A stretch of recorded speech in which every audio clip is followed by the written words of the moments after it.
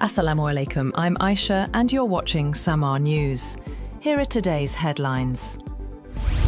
Russian President Vladimir Putin says Russia has sharply increased production of key weapons since the start of the war in Ukraine. Speaking at a defense industry meeting, Putin said output of the most demanded arms has risen several times compared with 2022.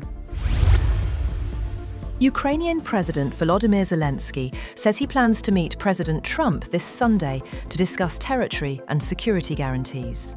Zelensky said the talks are aimed at finalising as much as possible in efforts to end the war with Russia.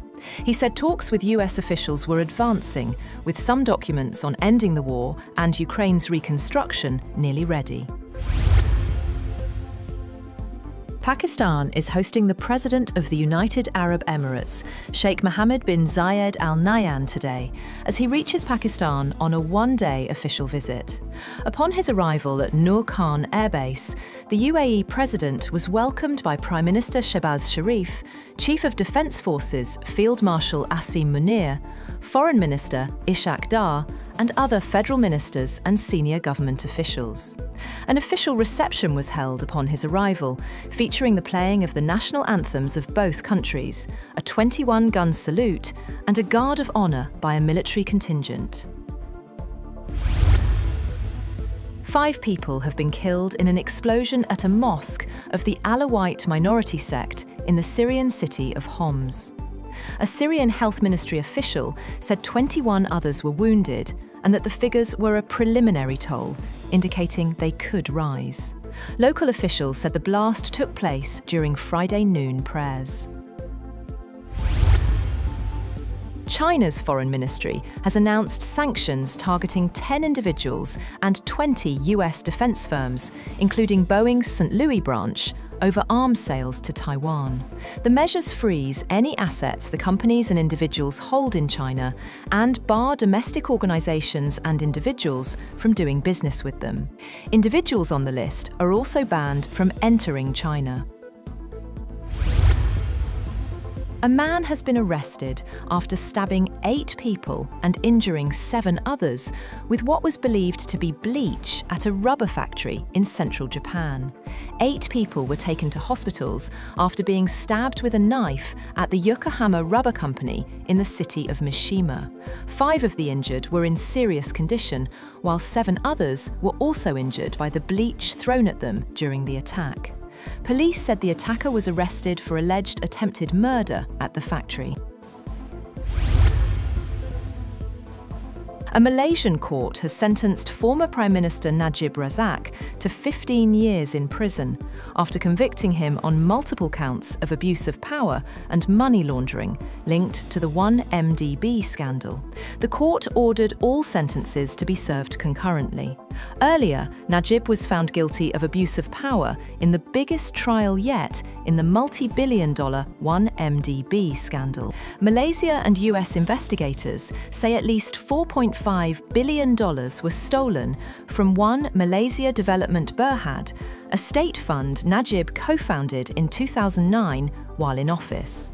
Najib has been charged with 4 counts of corruption and 21 counts of money laundering for receiving illegal transfers of more than 2.3 billion ringgit from 1MDB.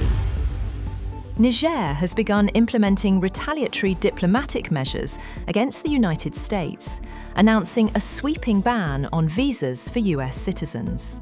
The decision comes in direct response to new US entry restrictions targeting Niger. The move also indefinitely bars American nationals from entering Niger's territory.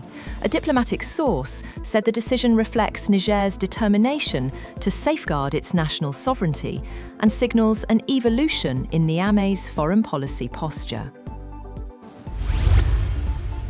Donald Trump and the US military have claimed that the United States carried out a strike against Islamic State militants in northwest Nigeria, at the request of Nigeria's government, claiming the group had been targeting Christians in the region.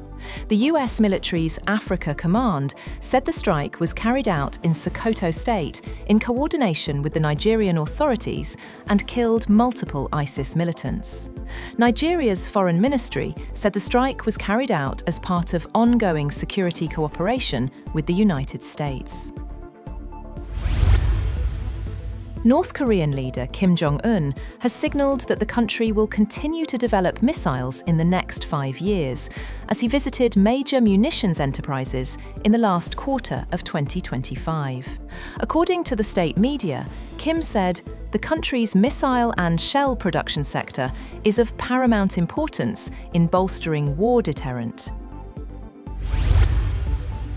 Gold, silver and platinum have hit record highs as speculative momentum and thinning year-end liquidity powered the precious metals, along with markets pricing in more US rate cuts and rising geopolitical tension.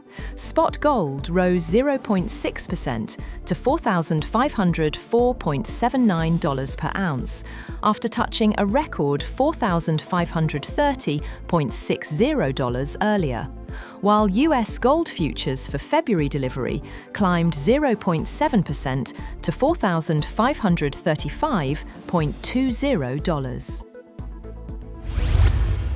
That's all for now. For more updates, visit www.SAMAA TV. Thank you for watching SAMAA News.